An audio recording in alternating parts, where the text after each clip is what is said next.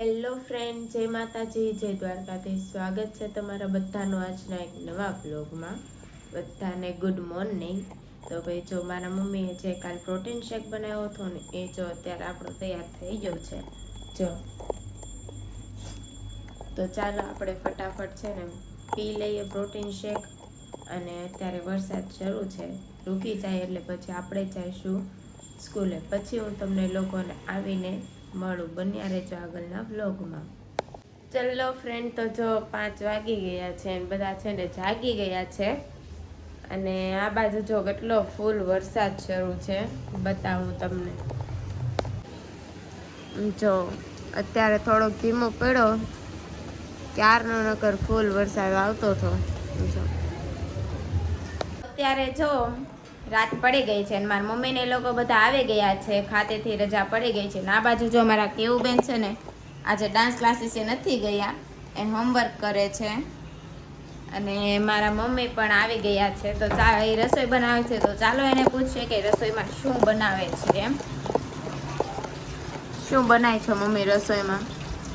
રસોઈમાં તો આજે વરસાદ સારો હતો અને વરસાદ હોય અને કાઠિયાવાડી હોય એના ઘરે શું હોય, પેલું વરસાદ થાય એટલે ભજીયા, કુંભણિયા ભજીયા અને મરચાની ચકરી અને સાથે છે બટેકાની પૂરી. તો ચાલો ફ્રેન્ડ, આવી જાઓ બધા જમવા. ઓકે, તો જો એને છે ને થોડાક બનાવી નાખ્યા છે. આ બાજુ બનાવે છે, તો ચટણી બધું તૈયાર થઈ ગયું છે. અને કોના કોના ઘરે વરસાદ આવે એટલે ભજીયા બનાવે છે કોમેન્ટ કરી નાખતો. તો ચાલો બધા છે ને ભજીયા ખાવા. અને મારા પપ્પા આવે એટલે આપણે જમવા બેસી જઈએ, પછી આપણે તમને મળીએ. ચલો તો જો ભજીયા બની ગયા છે ને બધા જો બેસી ગયા છે જમવા. જો ભજીયા મારા મમ્મીએ બનાવી નાખ્યા છે. જો કુંભણિયા ભજીયા, ચકરી અને બટેકાની પૂરી ઈવાબેન માટે.